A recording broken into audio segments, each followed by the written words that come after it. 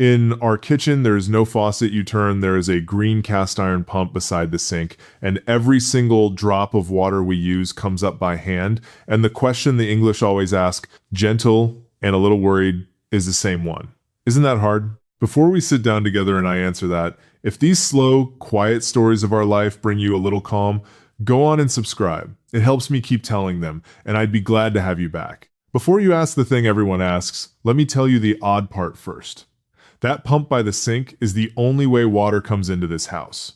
You take the handle, you work it up and down, slow and steady, until the water starts to come. No switch on the wall does it for you, no drop arrives on its own. You want a kettle full, you make it come with your own arm. I am Amos Byler. I farm 80 acres near Willow Creek with my wife Rebecca and our 5 children.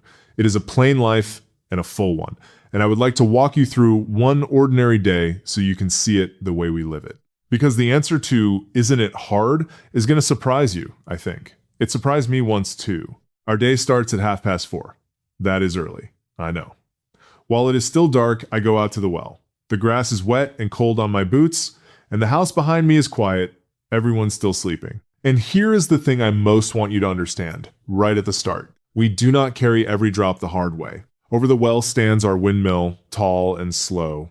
On a breezy morning, the blades catch the wind and turn, and that windmill pumps water up into the big tank all on its own. The cows come and drink. The horses come and drink. And not one soul has lifted a finger. The wind does the heavy work, quiet and free, while we sleep. That is the part folks never picture. They think Amish means a man breaking his back at a handle all day long. No. Much of it the sky gives us for nothing. Some mornings, I just stand there a while. I don't hurry back in. I listen to the blades creak up above me, that slow, easy sound, and I watch the first light come pink over the barn. Cold air, warm color, the tank filling drop by drop with no hand on it. I would not trade that quiet for anything. Then I go inside, and there is Rebecca at the sink, already working the kitchen pump for the kettle, that handle going up and down, water splashing cold into the pot for our coffee, and that is where the real question lives. Because when the English say, isn't it hard, hard is not really what they mean. What they mean is this: why keep the pump at all when a switch on the wall would give you all the water you could ever want and make your life so much easier? That is the honest question. And the honest answer starts with something a person only learns when they carry the water themselves. When you carry water, you learn quick not to waste a drop. It is a simple thing, but it changes a person. In an English kitchen, the water runs, and no one thinks twice. Here, we think.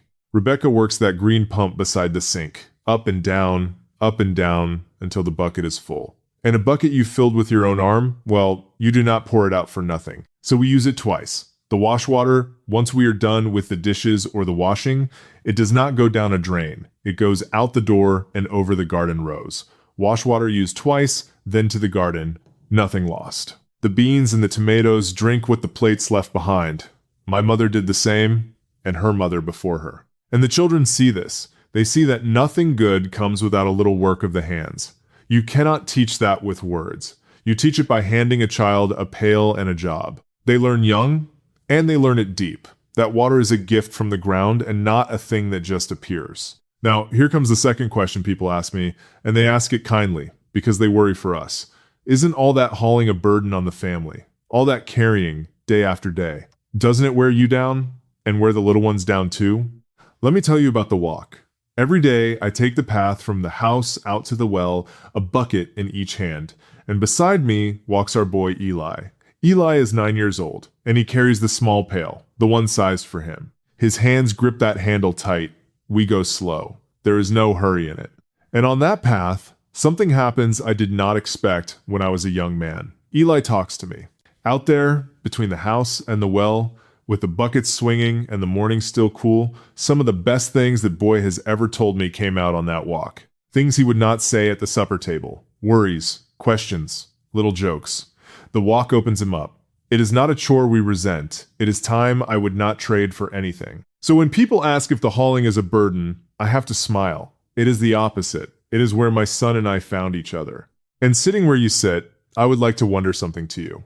What is the one thing you feel you could never live without? Write it down for me in the comments, if you care to. I ask because I once thought I could not live without many things. and the pump taught me otherwise. Think on it a while. There is no wrong answer. I only ask because a man learns strange things when he carries his own water. The path itself is a quiet thing. Dirt underfoot, worn smooth by years of feet, the bucket's cold against your leg, Eli humming some little tune he made up. No engine, no rush, just two sets of footsteps and the well waiting up ahead. If you could feel it, I think you would understand.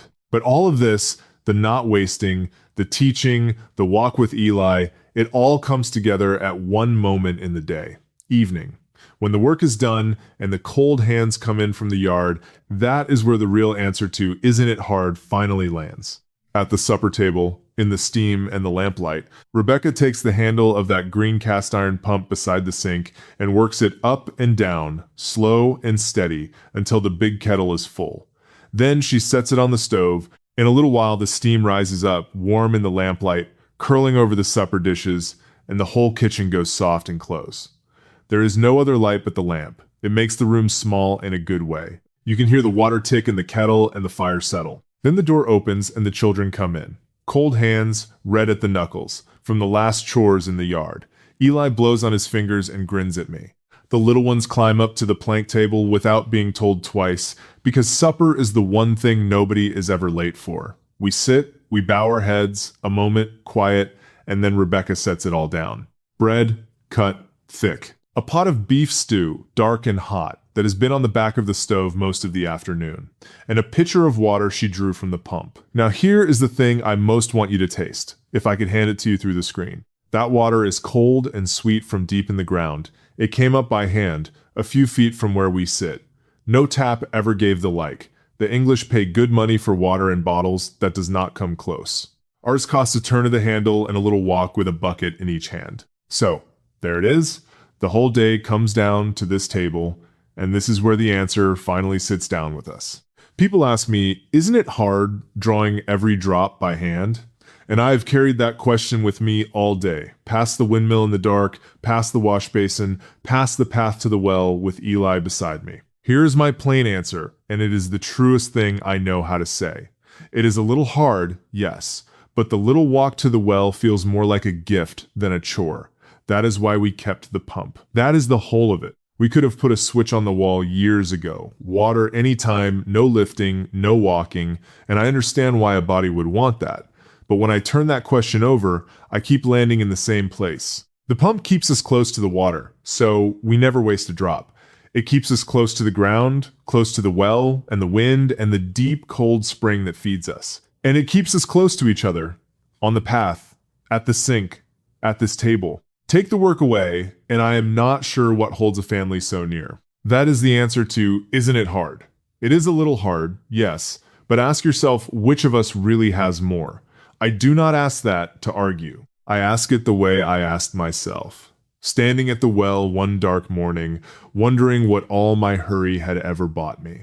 Supper winds down. The stew is gone, the bread too. The children's hands are warm now. The lamp burns low, and outside the windmill turns slow over the well, filling the tank for tomorrow while we rest. There is nowhere any of us would rather be than right here. So if you have listened this far, I will leave you with only this. A little walk, a bucket in each hand. Water so cold and sweet it beats any tap. Come sit with us a while, and maybe you will feel it too.